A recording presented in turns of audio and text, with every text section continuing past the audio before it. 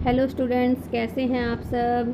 आज हम हमारे कृतिका की थर्ड रीढ़ की हड्डी के अभ्यास के प्रश्न उत्तर के बारे में पढ़ेंगे। हाँ जी बच्चों, पहला क्वेश्चन देखिए। राम स्वरूप और राम गोपाल प्रसाद बात बात पर एक हमारा जमाना था कहकर अपने समय की तुलना वर्तमान समय से करते हैं। इस प्रकार की तुलना कहाँ तक तर्कसंगत है। इस तरह की तुलना करना बिल्कुल तर्कसंगत नहीं होता, क्योंकि समय के साथ समाज में, जलवायु में, खान पान में, सब में परिवर्तन होता रहता है। हर समय परिस्थितियाँ एक जैसी नहीं होती। हर जमाने की अपनी स्थितियाँ होती हैं। जमाना बदलता है तो कुछ कमियों के साथ सुधार भी आते हैं। सेकंड क्वेश्चन देखिए। राम स्वरूप का अपनी बेटी को उच्च शिक्षा दिलवाना और विवाह के लिए छिपाना, यह विरोधाभास उनकी किस विवशता को उजागर करता है। आधुनिक समाज में सभ्य नागरिक होने के बावजूद उन्हें अपनी बेटी की भविष्य की खातिर रूढ़िवादी लोगों के दबाव में झुकना पड़ रहा था।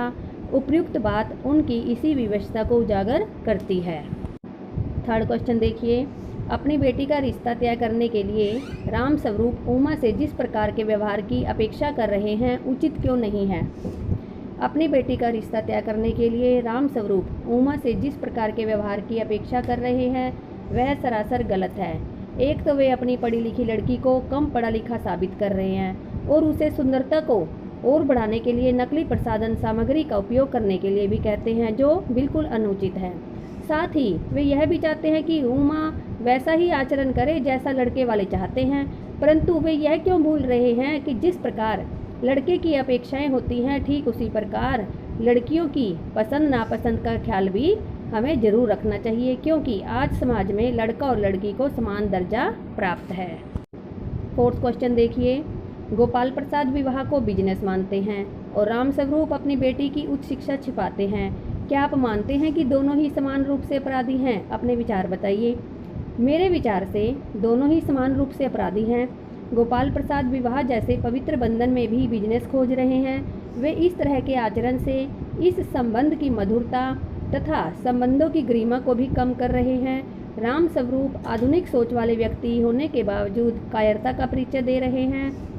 वे चाहते तो अपनी बेटी के साथ मजबूती से खड़े होते और एक स्वाभिमानी वर की तलाश करते, न कि मजबूरी में आकर परिस्थिति से समझौता करते। फिफ्थ क्वेश्चन देखिए। आपके लाडले बेटे की रीढ़ की हड्डी भी है या नहीं?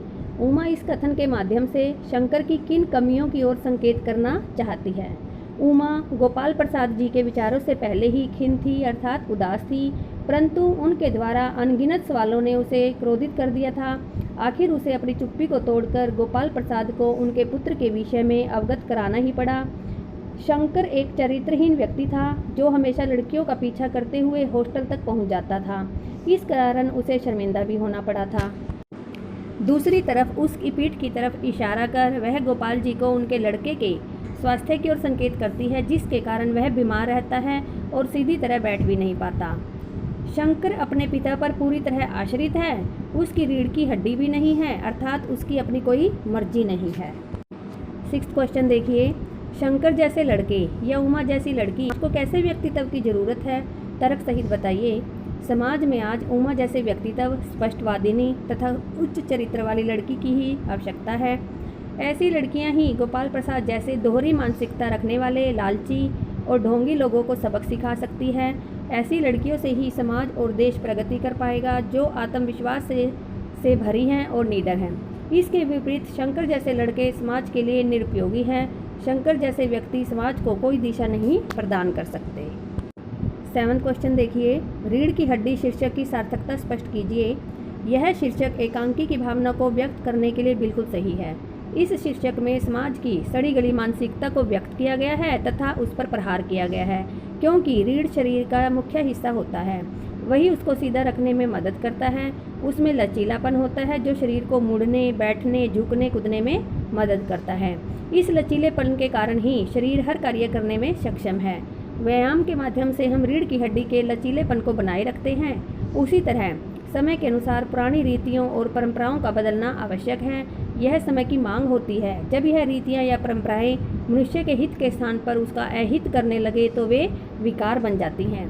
यह एकांकी समाज में व्याप्त इन विकारों पर कटाक्ष करती है। हमारा समाज इन मानसिकताओं का गुलाम बनकर बिना रीढ़ वाला शरीर हो जाता है। दूसरी तरफ यहाँ शंकर जैसे लड़कों से भी यही तात्पर्य है, बिना रीढ़ का। इस प्रकार के लड़कों का अपना कोई व्यक्तित्व नहीं होता और न ही इनका कोई चरित्र होता है। ये सारी उम्र दूसरों के इशारों पर ही चलते हैं। ये लोग समाज के ऊपर बोझ के सिवाय कुछ नहीं होते, इसलिए उमा ने इसे बिना रीढ़ वाली हड्डी कहा है। 8th क्वेश्चन देखिए, कथा वस्तु के आधार पर आप किसे एकांकी का मुख्य पात्र मानते हैं और क्यों? कथा वस्तु के आधार में उमा मुख्य पात्र है क्योंकि पूरी एकांकी इसके ही इर्द गिर्द घूमती है। भले ही पाठ में उसकी उपस्थिति थोड़े समय के लिए है, परंतु उसके विचारों से प्रभावित हुए बिना हम नहीं रह पाते। वह हमें बहुत कुछ सोचने के लिए मजबूर करती है। उसकी उपस्थिति नारी समाज को एक नई सोच और दिशा प्रदान करती है। समाज की मानसिकता पर व्यंग्य करने का जो प्रयास लेखक ने किया है, उसका माध्यम उमा ही है। 9th क्वेश्चन देखिए, एकांकी के आधार पर राम स्वरूप और गोपाल प्रसाद की चारित्रिक विशेषताएं बताइए। राम स्वरूप जी और गोपाल प्रसाद जी की चारित्रिक विशेषताएं इस प्रकार हैं। राम स्वरूप आधुनिक और प्रगतिशील विचारधाराओं से संपन्न व्यक्ति है, परंतु एक मजबूर पिता भी है।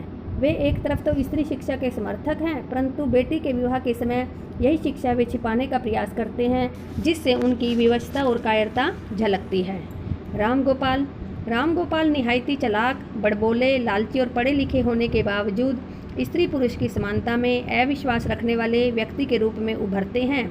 इसी कारणवश वे अपने मेडिकल में पढ़ने वाले बेटे का विवाह कम पढ़ी लिखी लड़की से करवाना चाहते हैं।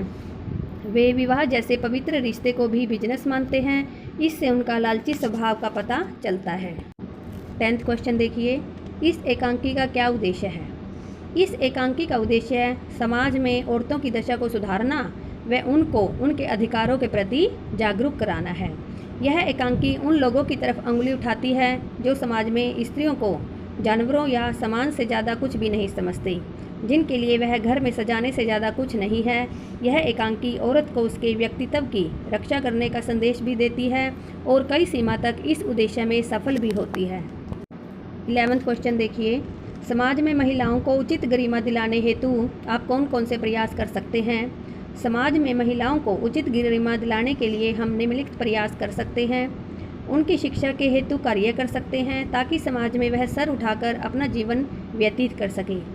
अपने समय की महान एवं विदुषी स्त्रियों का उदाहरण समाज में प्रस्तुत करना चाहिए। महिलाओं को उचित सम्मान देना चाहिए। महिलाओं को अपनी इच्छानुसार हर क्षेत्र में आगे बढ़ने का प्रोत्साहन देना चाहिए। समाज में महिला को समान भागीदारी दिलवाने के लिए प्रयत्न कर सकते हैं। लड़कियों का विवाह बिना दहेज के लिए व दिए हो, इस विषय पर भी कार्य कर सकते हैं।